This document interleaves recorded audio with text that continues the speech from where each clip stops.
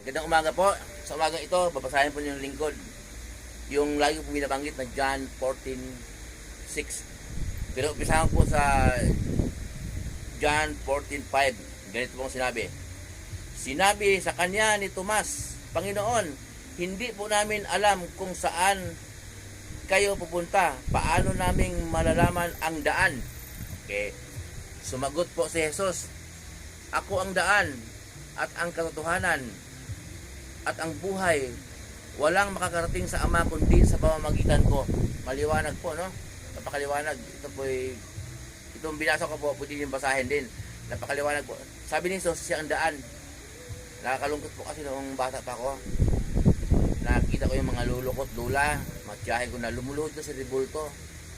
Maliwanag po dito na siya ang daan talaga. Hindi niya sinabi na dalawa kami ni Maria. Sinanay ko yun. Si Maria po, ginawalang kasangkapan ng Diyos Ama na makapangyarihan sa lahat upang ipanganak ng ating Panginoong Yesus para magkatawang tao po. Kasi kailangan magkatawang tao si Jesus. Diyos siya. Diyos. Kailangan magkatawang tao po kaya kasi ang dugo niya ang panghuhugas sa ating kasalanan.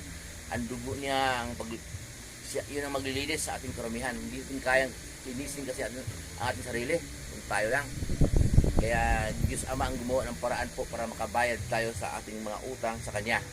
Hindi din kayo bayaran. Ang mga pagkakasala po yun, yung sinasayang utang. Ang pagkakasala po sa Diyos, hindi po natin kayang bayaran. Kaya yung Diyos na rin ang gumawa ng paraan.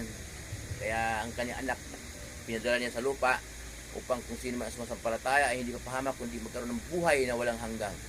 Mababasa po natin yan sa John 3:16. Muli po yung lingkod, si Chef Roy.